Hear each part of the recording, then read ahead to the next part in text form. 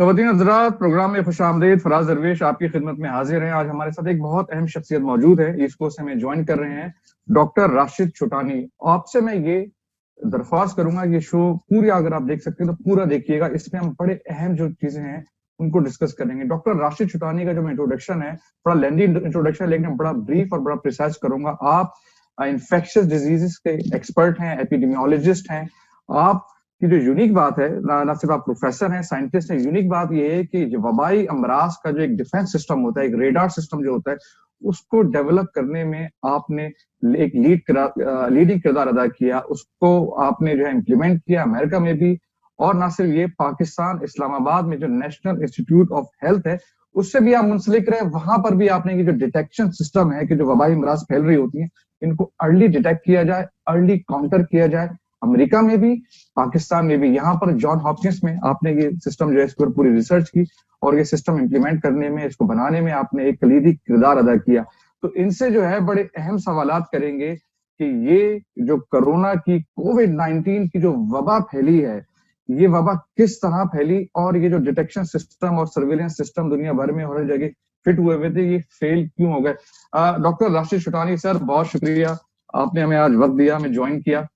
Doctor साहब, आपका जो यूनिक और एक जो आपकी एक्सपर्टीज इसमें जो रही है, जो सर्विलेंस सिस्टम एस्टैब्लिश करने में, इस्लामाबाद में भी आप कंसल्टिंग और वहां पर एक कलीदी किरदार अदा करते रहे, दुनिया में भी और अमेरिका में भी। सर, ये बताइए कि जो डिफेंस सिस्टम था जिसने वबाई अमराज को रोकना था, ये कोविड के हवाले से क्या हुआ? पहली बात, अस्सलाम वालेकुम। बड़ी शुक्रिया मुझे आपने शो पे लिया, और बड़े इंपॉर्टेंट सवाल हैं ये, और बहुत ही क्रिटिकल चीज़ है जिस पे गौर करना चाहिए कि क्या वजह थी कि हमें ना सिर्फ ये पता न चल सका कि ये बीमारी इस तरह तेजी से फैलने वाली है या फैल रही है। पहली बात तो ये कि ये बीमारी चाइना में शुरू हुई।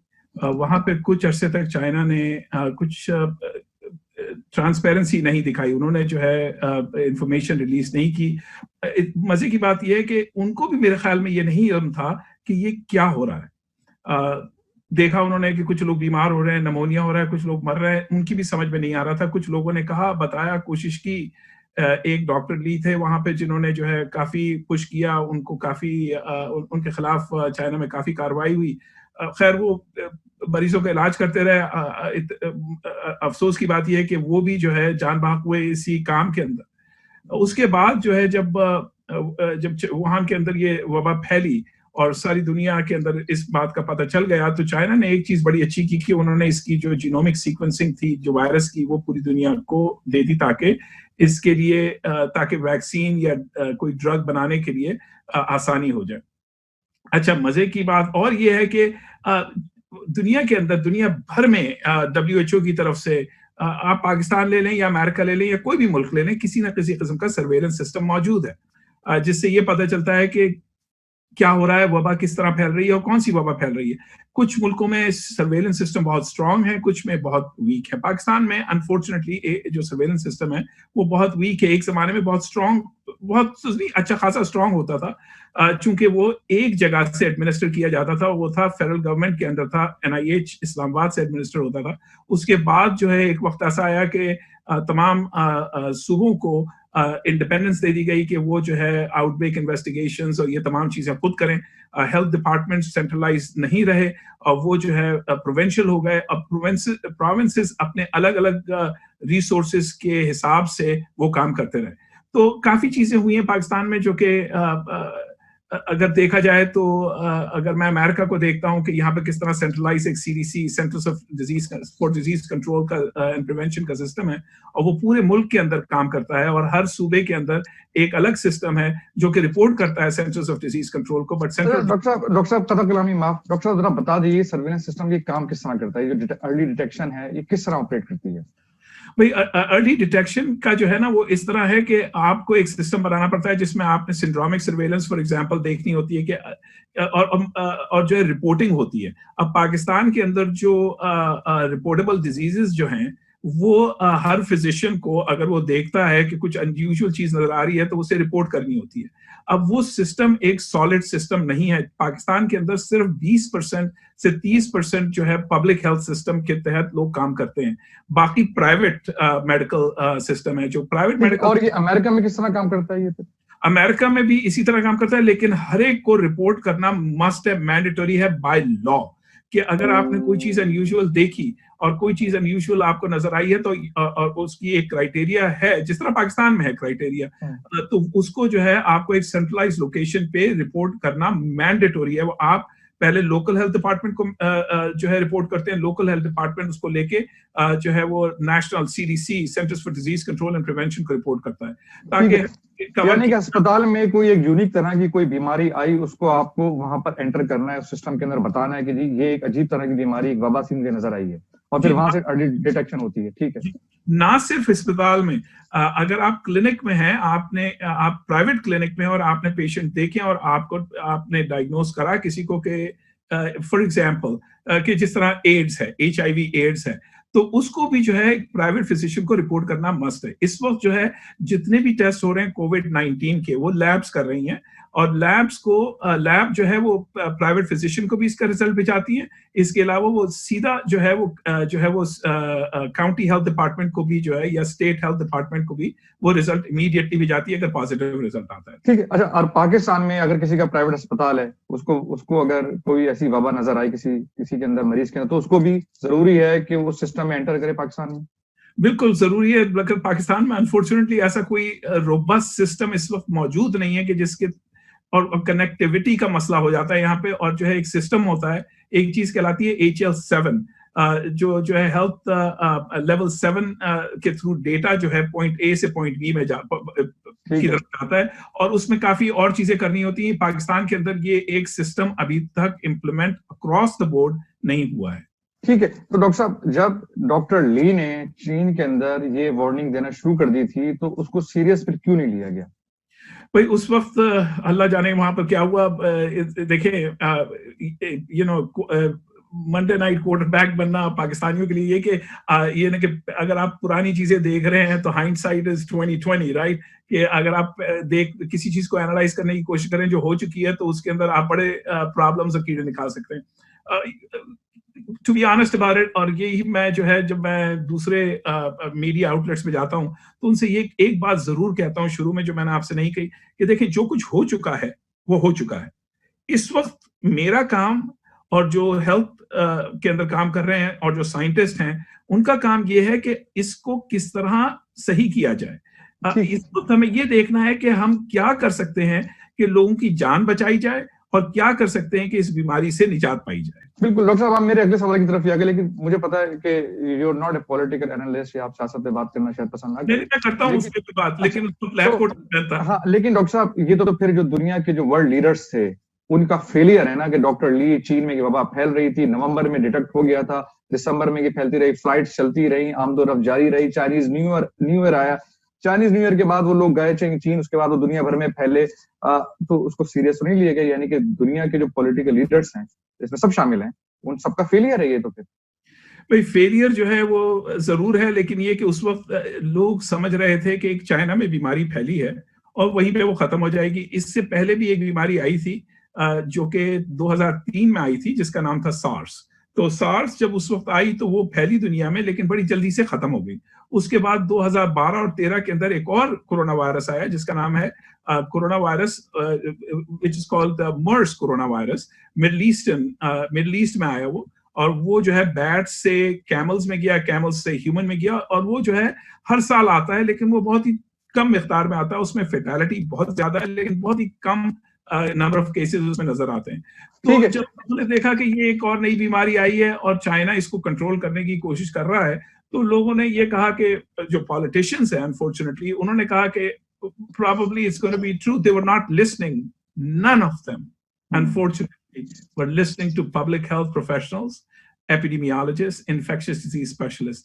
From देखें जनवरी से मैं जो है पाकिस्तानी मीडिया पे भी आ रहा हूँ, अमेरिकन मीडिया पे भी आ रहा हूँ, और मैंने काफी लिखा इसके बारे में। जनवरी से मैं ये कह रहा हूँ कि भाई प्लीज केयरफुल हो जाए, ये बीमारी फैलेगी, क्योंकि वायरस एक बार आ जाता है तो वो ये नहीं देखता कि कौन सी बाउंड्री है, वो फैलता चला जाता है। और ये वायरस मुझे लग रहा था कि ये फैलता चला जाएगा, और ये वार्निंग्स दी गई हैं सबको, लेकिन जो है वो सुन नहीं रहा था कोई, अनफॉर्चुनेटली।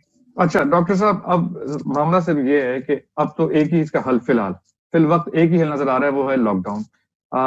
तो क्या अब ये लॉकडाउन ही हुआ जाए? अच्छा, लॉकडाउन की भी अब एक नई नई टर्म्स आ रही है जो मेरी समझ में कम से कम नहीं आ रही, आप शायद मुझे समझा दें कि ये स्मार्ट लॉकडाउन होगा, फेज लॉकडाउन होगा।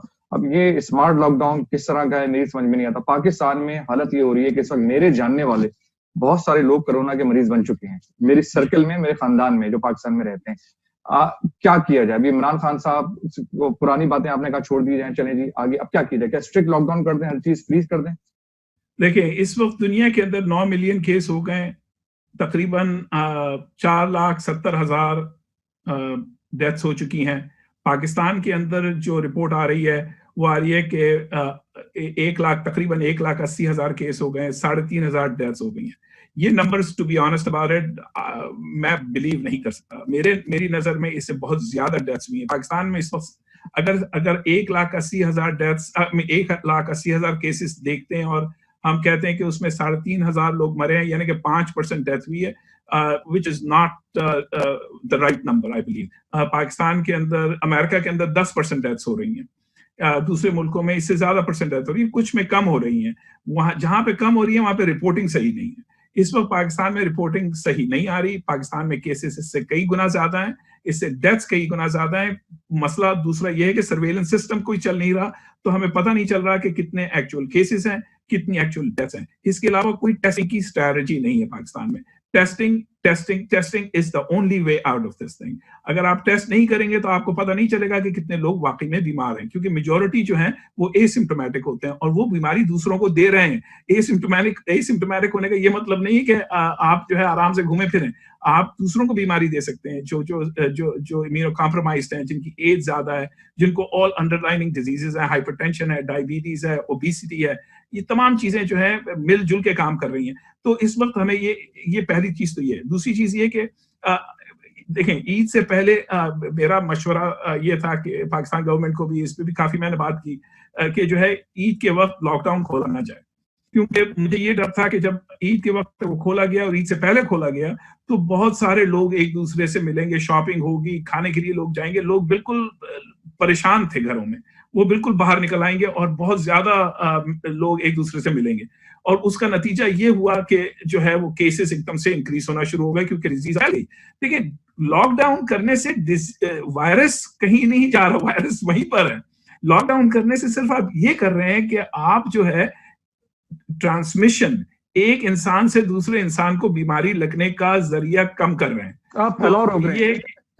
डॉक्टर साहब, मैं छोटा सा वक्फा लेता हूँ। मैं छोटे से वक्फे के बाद आप इस पे मजीद अब बात करेंगे कि लॉकडाउन, जैसे आपने कहा, बड़ा अहम बात है कि ये सब फैलाव रोक रहे हैं, ये इसका हल तो नहीं है, लेकिन फिर मसला ये कब तक लॉकडाउन।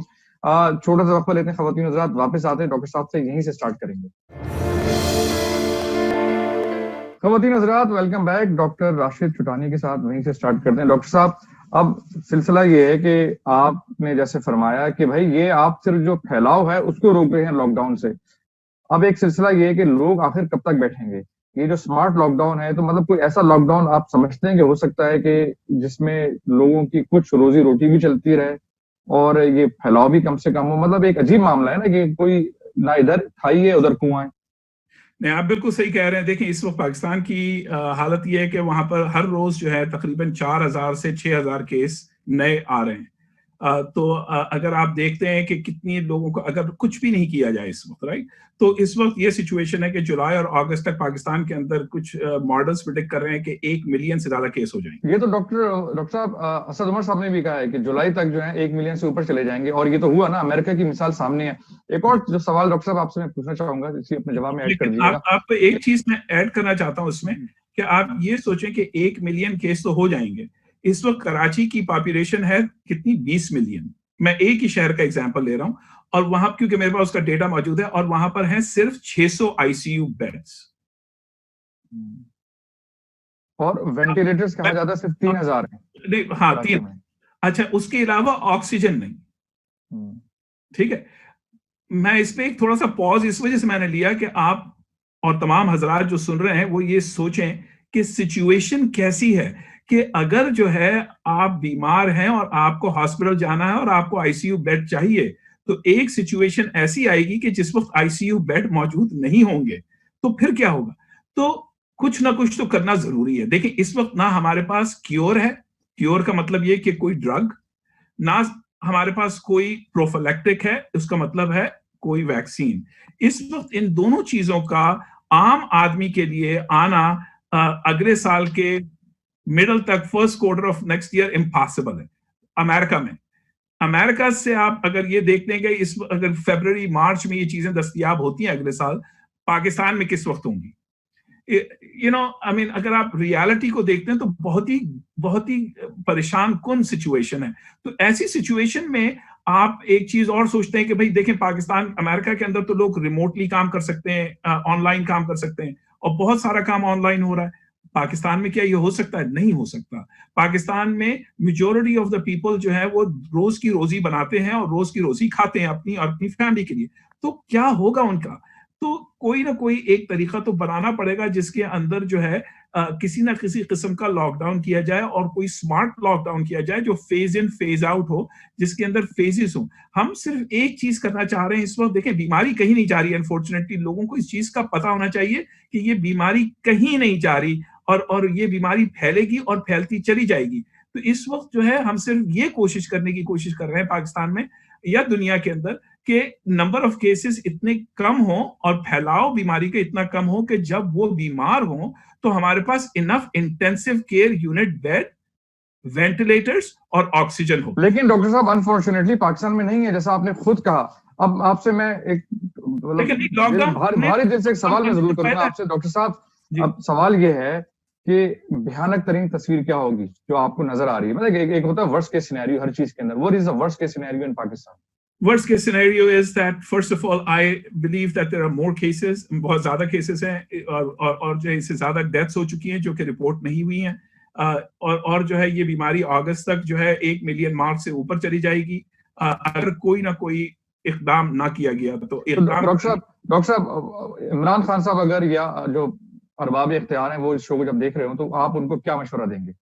मैं उनको मशवरा दूंगा कि वो इमीडिएटली स्ट्रेटजी बनाएं, और जो है वो सीडीसी ने जो 3 फेज स्ट्रेटजी बनाई है उसी को लेकर अपना प्लान बनाएं, और उसके अंदर ये और जितना वो इम्प्लीमेंट कर सकते हैं वो इम्प्लीमेंट करें। देखें, सबसे पहले तो ये कि आपको जो है आपको पता होना चाहिए कि आपके पास रिसोर्सेज कितने हैं। अगर आपके पास जितने आपके रिसोर्सेज हैं उस हिसाब से प्लान को बनाना पड़ेगा।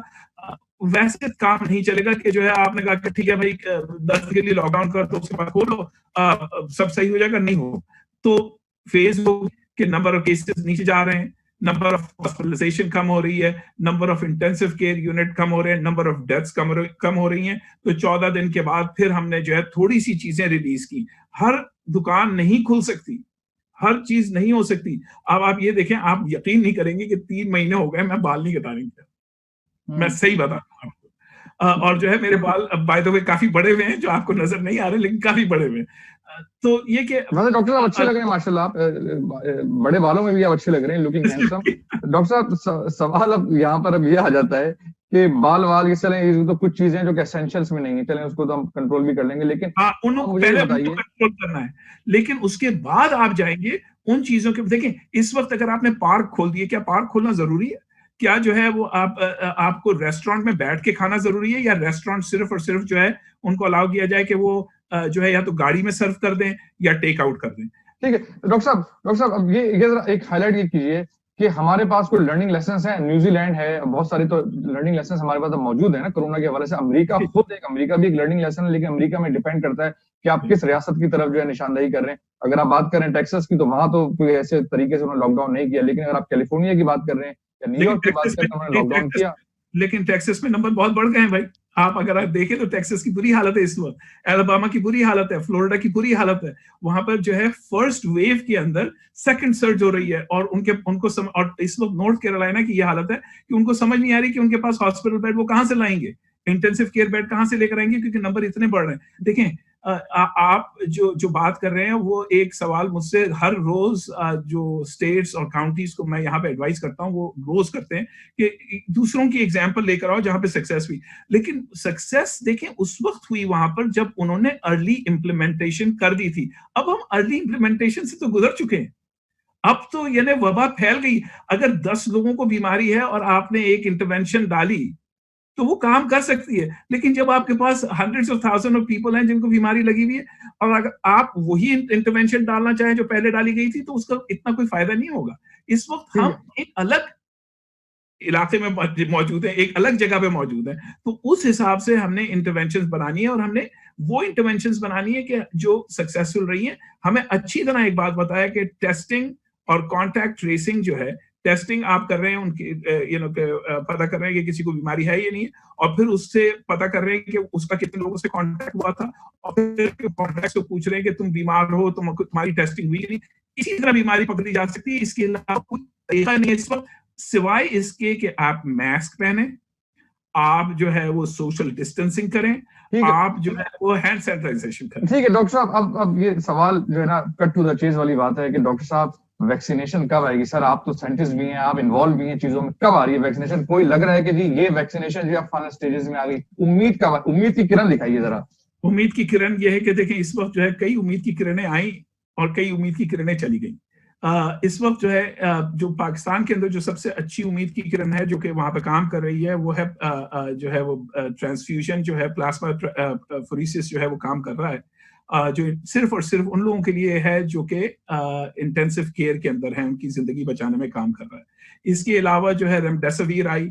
रेमडेसिविर जो है पाकिस्तान के अंदर फिरोजसन को लाइसेंस मिल गया गिलियड की तरफ से, तो वो प्रोड्यूस कर वो बना रहे हैं। अब किसी तरह ये होना चाहिए कि वो इतनी उसकी प्राइस कुछ ऐसी होनी चाहिए या गवर्नमेंट सब्सिडाइज करे या कुछ करे ताकि एक गरीब आदमी भी अगर इंटेंसिव केयर यूनिट के अंदर है तो उसे अफोर्ड कर सके। ये दो चीजें हैं। इसके अलावा जो है अभी जो है for intensive care unit patient dexamethasone जो है वो एक और ड्रग जो है अप्रूव हुई है एंड इट इज यूजफुल। ये तो हो गए ड्रग्स। वैक्सीन जो है इस वक्त जो है कई वैक्सीन है, 110 या 18 वैक्सीन है जिनके ऊपर इस वक्त दुनिया में काम हो रहा है। उसके अंदर से 3 जो है इस वक्त जो है नजर आ रहे हैं कि जो जिन्होंने एनिमल स्टडीज और प्रिलिमिनरी और शुरुआत की ह्यूमन स्टडीज के अंदर उन्होंने कोई अच्छा नतीजा हमें दिया है। तो वो अभी लेकिन वैक्सीन बनाना जो है, वैक्सीन को डेवलप करना काफी लंबा प्रोसेस है। उसमें फेज 1 होता है, पहला फेज होता है, दूसरा फेज होता है, तीसरा फेज होता है और देखना होता है कि वो वैक्सीन कितना एफिकेशियस है, यानी कि कितना बीमारी को रोक रहा है। और दूसरी चीज हमें ये देखनी होती है क्या वो सेफ है, कि वो अंदर जाके किसी और हमारे ऑर्गन को इफेक्ट तो नहीं कर रहा है या उसको तो या कोई काउंटर इफेक्ट तो नहीं कर रहा। वैक्सीन फरवरी तक तो नहीं आ रहा।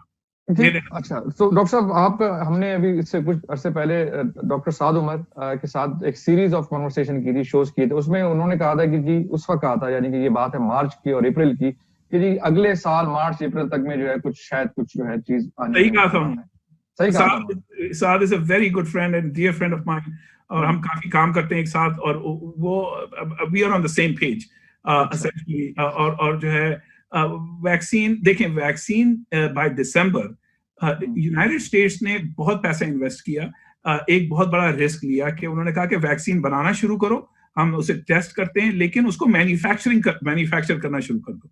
तो ये हुआ कि मैन्युफैक्चरिंग जो है उसकी स्टार्ट हो गई। तो बाय दिसंबर, नवंबर दिसंबर तो वायरल्स जो होते हैं उसके जो बॉटल के अंदर वैक्सीन होता है वो तो आ जाएंगे, वो तो कोई मसला नहीं आने का। लेकिन हमें ये नहीं पता होगा कि क्या वो यूज हो सकता है कि नहीं हो सकता।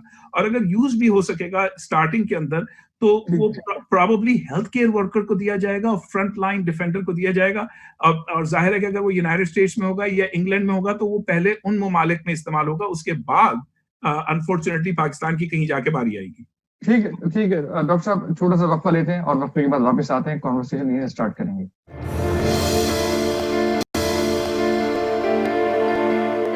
ख़वातीन हज़रात, वेलकम बैक। मेरे साथ अब शामिल गुफ्तगू होंगे रियाज हक साहब और मिले और डॉक्टर राशिद चुटानी हमारे साथ कंटिन्यू करेंगे। रियाज हक साहब, मैं आपसे सर स्टार्ट करता हूँ। ये तो पाकिस्तान में जो तस्वीर है ये तो बहुत ही दिल दहला देने वाली तस्वीर नजर आ रही है आने वाले दिनों में। सर आपकी जो हमेशा से अप्रोच होती थी, आपने कहा था कि जी इमरान खान साहब ने और पाकिस्तान की हुकूमत ने बड़ी ह्यूमैन अप्रोच ली और बड़ा आपका ये लफ्ज मशहूर भी हुआ कि जी बड़ी ह्यूमैन अप्रोच। सर ये ह्यूमैन अप्रोच ने तो कमाल कर दिया पाकिस्तान में। ये जो हालत चल रही है, जिस तेजी से फैल रहे हैं, वबा फैल रही है, और मेडिकल इंफ्रास्ट्रक्चर जो है उस पर आपका बर्डन बढ़ता चला जा रहा है। ना आपके पास इनफ वेंटिलेटर्स हैं, ना इंटेंसिव केयर यूनिट्स हैं, ना इतने अस्पताल हैं शायद। ये तो सर ये तो डिजास्टर हो गया बुरी तरह से। आप क्या क्या कहेंगे? आपकी जो पहले जो आपकी ओपिनियन होती थी, क्या उसमें आपकी तब्दीली आई है? नहीं, मेरे ख्याल में जो सिचुएशन है वो इतनी ड्रामेटिक नहीं है जितना कि उसको पेश किया जा रहा है। कई बातें हैं यहाँ कहने की। एक तो ये है कि लॉकडाउन वर्सेस मास्क, कि इसमें क्या फर्क है। जो न्यूयॉर्क सिटी का डेटा मैंने देखा है वो ये है कि जो वहाँ के हेल्थ केयर वर्कर्स हैं उनकी इन्होंने एंटीबॉडीज टेस्टिंग की और जनरल पॉपुलेशन की, ये ड्यूरिंग द पेंडेमिक। तो उन्होंने ये देखा कि जो इन्फेक्शन रेट है हेल्थ केयर वर्कर्स में जिसमें एंटीबॉडीज उनको मिली, वो आधा है बनिस्बत जनरल पॉपुलेशन। तो इसका मतलब ये हुआ कि हालांकि लॉकडाउन था, उसके बावजूद जो जनरल पॉपुलेशन है उसमें ज्यादा फैला हुआ था वायरस बनिस्बत हेल्थ केयर वर्कर्स के। और इसकी वजह मेरे ख्याल में सिर्फ ये है कि मास्क वो इस्तेमाल करते हैं, जबकि जो बहुत प्रोटेक्शन करते हैं तो अपने सर इमरान खान साहब ने तो ये नहीं कहा था ना कि सब मास्क पहने, या तो फिर ये होती अप्रोच। नहीं, वो कह रहे हैं बिल्कुल मास्क को तो शुरू से कह रहे हैं वो कि मास्क पहनो सब। तो पहली बात तो ये हो गई। सर ये कैसा मास्क है जो खुद ही पहन रहे होते हैं? अब तो उन्होंने तो अब पहनना शुरू किया मास्क पिछले 2-3 हफ्ते से। हाँ, दूसरी बात ये है कि जो पाकिस्तान की जो अमेरिका की अगर आप डेटा देखें न्यूयॉर्क का या दूसरी जगह का न्यू जर्सी का, तो वहाँ एक चीज जो देखने में आती है वो ये है कि तकरीबन आधी डेथ्स जो हैं वो बहुत ही एल्डरली लोगों में हुई है, जो कि ऑलरेडी बहुत सीरियस उनको प्रॉब्लम्स थे, कोमॉर्बिडिटी क्या कहा जाता है इसको। तो उसमें बहुत सारे दूसरे और ऐसे फैक्टर्स इन्वॉल्व थे जिसकी वजह से उनकी डेथ्स हुई हैं, जो कि पाकिस्तान में ऐसा नहीं है। पाकिस्तान की जो पॉपुलेशन है बहुत यंग है, वहाँ मीडियन एज जो है सिर्फ 22 साल है पाकिस्तान। ठीक है जबकि जवाब आ गया रियाज साहब, जवाब आ गया। In the interest of time मैं जरा डॉक्टर राशिद चौटानी साहब की तरफ जाता हूँ, एक्सपर्ट ओपिनियन ले लें। डॉक्टर साहब, बड़ी जो चीजें एक तो रियाज साहब ने जो बयान की, उसमें एक और भी जो हमने पिछले शोज में हम जो डिस्कस करते हैं, मैं चाह रहा हूँ कि आपको I want to bring you up to speed, कि हमने ये भी सोचा कि जी पाकिस्तान में यंग पॉपुलेशन ज्यादा है तो वहां पर इम्पैक्ट कम होगा। पाकिस्तान में लोगों की इम्यूनिटी पहले से, तरह तरह की वबाएं बीमारियां आती रहती हैं, कचरे का बुरा हाल है, तो इन सब चीजों की बायस जो है शायद वहां पर जो है इतनी तेजी से ना फैले, लोगों की इम्यूनिटी डेवलप हुई भी हो। कितना एग्री करेंगे आप इस चीज से? और साथ में वो रियासत वाली जो सवाल है कि जी अगर आप मास्क पहन के निकलेंगे तो जो वबा फैलने का जो एक और बात ऐड करना चाहता हूँ इसमें, वो ये है कि जो वहाँ मैंने पहले ही बताया था एंटीबॉडीज टेस्टिंग की है उन्होंने कराची में।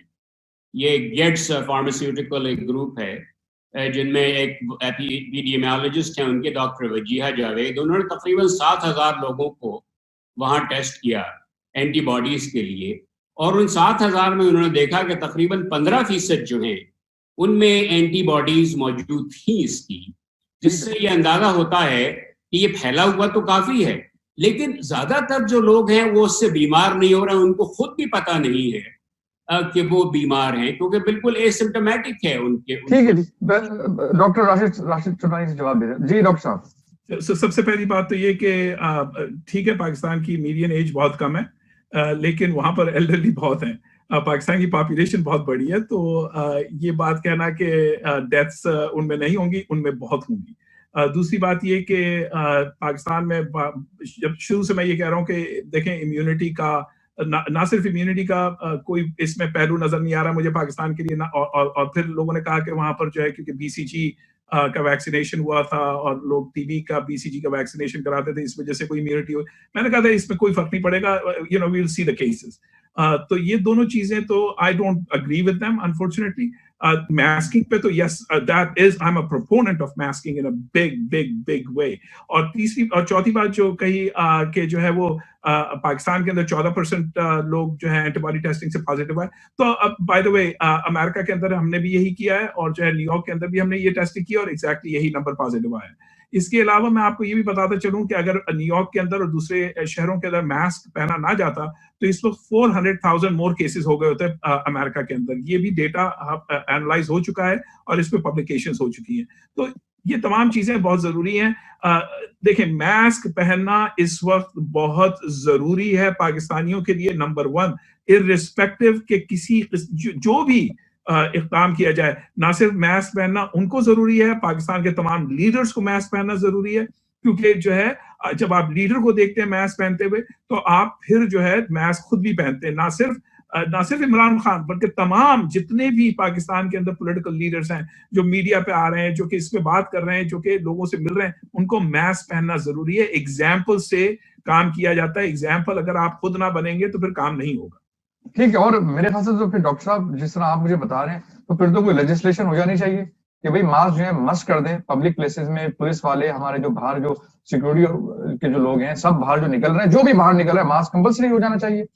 मास्क इस वक्त कंपलसरी हो जाना चाहिए, लेकिन मसला ये है कि मास्क आएंगे कहां से? इस वक्त पाकिस्तान मास्क बना रहा है और बहुत ही क्रिटिकल एक अच्छा काम हो रहा है पाकिस्तान के अंदर कि पाकिस्तान में मास्क बन रहे हैं। इसके अलावा ये कि देखिए भाई, मास्क जो है इस वक्त घर में भी बनाया जा सकता है। वो आप किसी किस्म का भी मास्क यूज कर सकते हैं, जरूरी नहीं है कि आप KN95 या N95 मास्क यूज करें। और पाकिस्तान का चाइना के साथ जितने भी ताल्लुकात, जो स्ट्रॉन्ग ताल्लुकात हैं, तो चाइना के अंदर सप्लाईज इतनी ज्यादा पड़ी हुई है कि उनको उसकी जरूरत नहीं है। ऑल्दो चाइना के अंदर सेकंड प्रॉब्लम शुरू हो गई है इस वक्त बीजिंग के अंदर, जहां पर उन्होंने बीजिंग में लॉकडाउन कर दिया है। तो अगर आप देखें तो मसला चाइना के लिए भी अभी खत्म नहीं हुआ, अनफॉर्चुनेटली वहां पर दोबारा से वबा फैल गई है। डॉक्टर साहब एक जवाब देता रहा हूँ, क्योंकि ले लूं आपसे। सर, ये बात भी तो की जाती है डॉक्टर साहब कि भाई इसकी सेकंड वेव आनी है, और कहा जाता है कि जी अक्टूबर नवंबर में सेकंड वेव आनी है और बुरी तरह से वो वेव फैलेगी।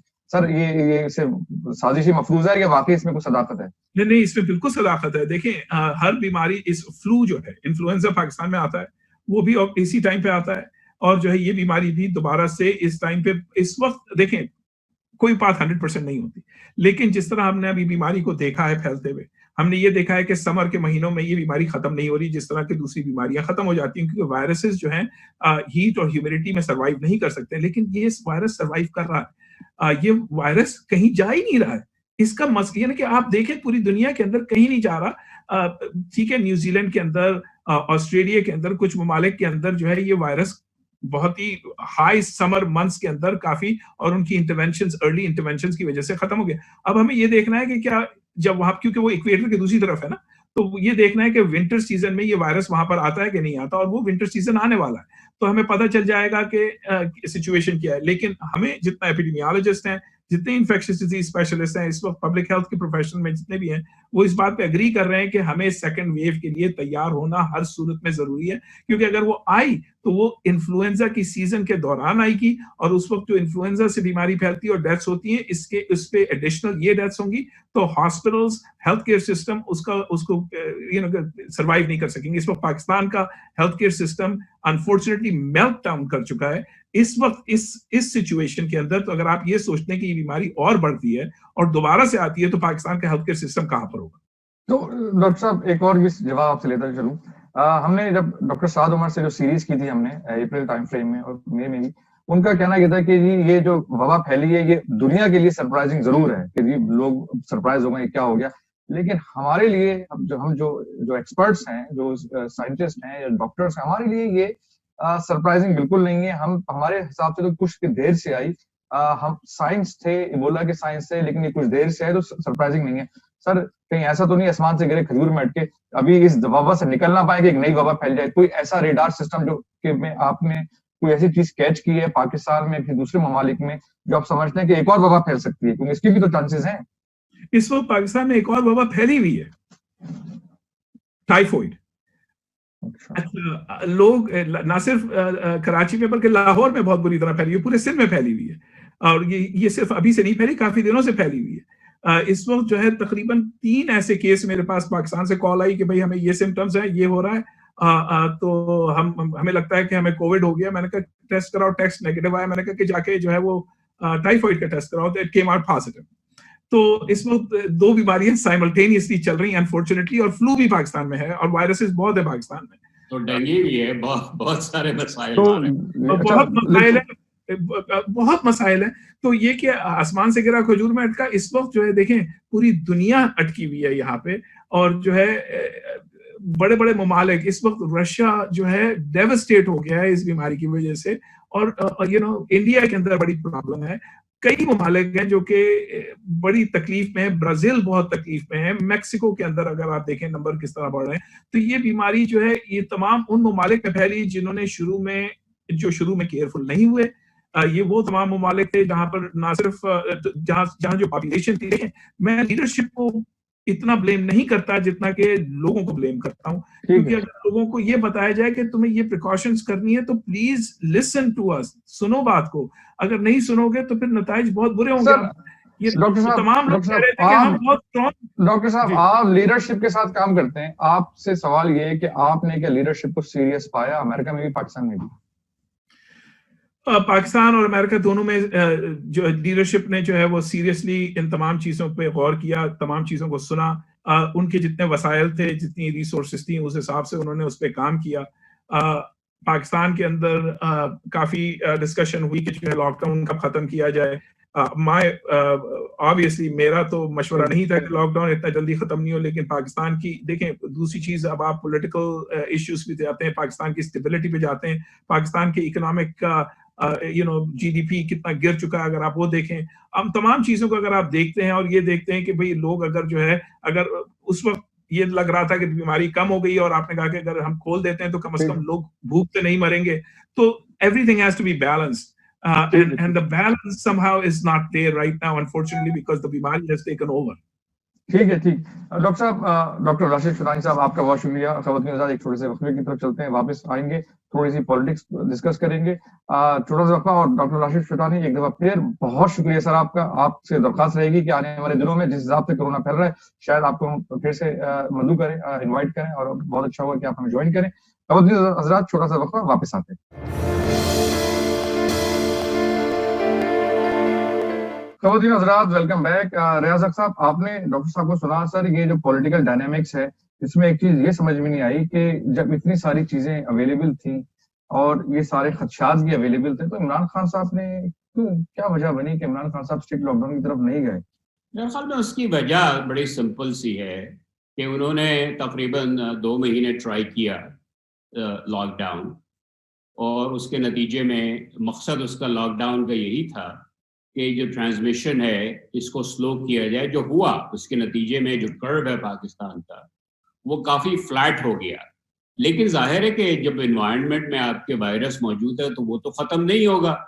तो अगर आप ये चाहें कि जनाब सिर्फ इतना ही आप करें जितना कि आपका हेल्थ केयर सिस्टम अलाउ करता है, और हेल्थ केयर सिस्टम की कैपेसिटी तो इतनी लिमिटेड है कि इसका मतलब ये कि आप परमानेंट लॉकडाउन में चले जाएंगे उसके नतीजे में, जब तक कि वैक्सीन ना आए। तो ये तमाम फैक्टर्स कंसिडर करके ये मेरे ख्याल में बेहतर समझा उन्होंने कि 2 काम किए जाएं। एक तो ये है कि मास्क को लाजमी करार दिया जाए, सबसे कहें कि मास्क पहने, और दूसरा जो है वो उन्होंने कहा कि जो बहुत ही हॉट स्पॉट्स हैं जहाँ पर बड़ा सीरियस प्रॉब्लम है उनको लोकल लॉकडाउन। सवाल फिर ये पैदा होता है कि अब जो हालात हैं, तो अब तो स्ट्रिक्ट लॉकडाउन की जरूरत है, क्योंकि कहा जा रहा है जुलाई के आखिर तक 1 मिलियन से ऊपर, ये जो फिगर है 1 मिलियन से ऊपर जा सकती है। आप एग्री करेंगे कि स्ट्रिक्ट लॉकडाउन? मेरे ख्याल में तो ऑलरेडी 1 मिलियन से ऊपर केसेस हैं। उसकी वजह ये जो हमारी जो लिमिट है इस वक्त वो है टेस्टिंग की, कितना आप टेस्ट कर सकते हैं। जितना ज्यादा टेस्ट करते हैं उतना ही नए केसेस निकलते हैं वहां पर। तो वो तो बड़ी सिंपल सी बात है। और एंटीबॉडीज टेस्टिंग से भी ये अंदाजा हो रहा है कि जो फैला हुआ है वायरस पाकिस्तान में वो डबल डिजिट्स में है। डबल डिजिट्स का मतलब कि कम से कम 10% है। मेरे ख्याल में 10 to 15% जो है वहाँ की पॉपुलेशन ऑलरेडी है। तो ये जो है ये देखिए दोनों बात है। अब जब आप टेस्ट करते रहेंगे, रिपोर्ट करते रहेंगे, रिपोर्ट आती रहेगी। ठीक है रियाज साहब, in the interest of time मुझे शो को खत्म करना है। खवातीन हजरात, अपनी आरा, मैं ट्विटर पे हाजिर हूँ, ट्विटर पे फराज दरवेश, आप मुझे ढूंढ सकते हैं, फेसबुक पे भी अपनी आरा से हमें मुतला करते रहिए। हम कोशिश करेंगे मजीद टॉपिक के साथ हाजिर हों। फराज दरवेश को इजाजत दीजिए। खुदा हाफिज।